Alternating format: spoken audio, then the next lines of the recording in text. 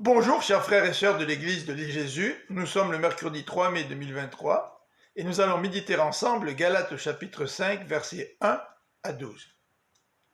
Puisque le Christ vous a rendu libre, vous, Galates, résistez, écrit Paul, n'acceptez pas de vous laisser réduire de nouveau en esclavage. Dans ses propos, Paul va être extrêmement direct.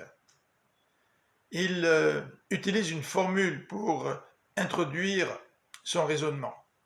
Moi, Paul, je vous le déclare, ces paroles vont être donc très fortes. Voici ce qu'il écrit. Si vous, chrétiens d'origine païenne, vous vous faites circoncire, le Christ ne vous sera plus utile. Par contre, si un homme se fait circoncire, il est tenu d'accomplir toute la loi. Et si vous cherchez à être déclaré juste en accomplissant la loi, vous êtes séparé de Christ. Vous n'êtes plus sous le régime de la grâce. Vous n'êtes plus déclaré juste par la grâce, mais vous tentez d'obtenir la justice de Dieu par vos propres efforts. Ce qui est impossible, car personne ne peut accomplir parfaitement la loi, puisque la loi nous condamne tous. Quant à nous, rajoute Paul, nous sommes déclarés justes par la foi.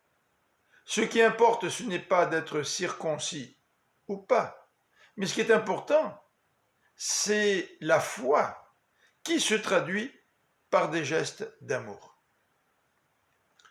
Vous aviez si bien commencé, remarque Paul en parlant des Galates, qui vous a donc détourné de l'obéissance à la vérité.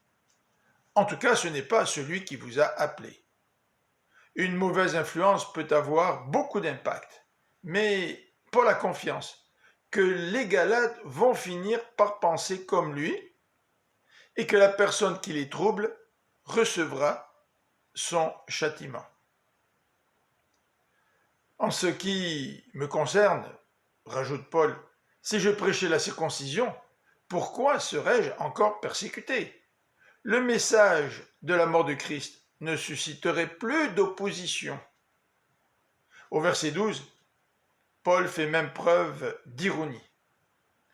Que ceux qui vous encouragent à vous faire circoncire, qu'ils se mutilent encore davantage, qu'ils aillent encore plus loin, qu'ils se castrent même. Non, la circoncision est ridicule. Elle nous éloigne du Christ et du salut de grâce obtenu par la foi. Notre salut ne s'obtient pas par des rites religieux, mais par la foi au sacrifice de notre Seigneur et en sa résurrection.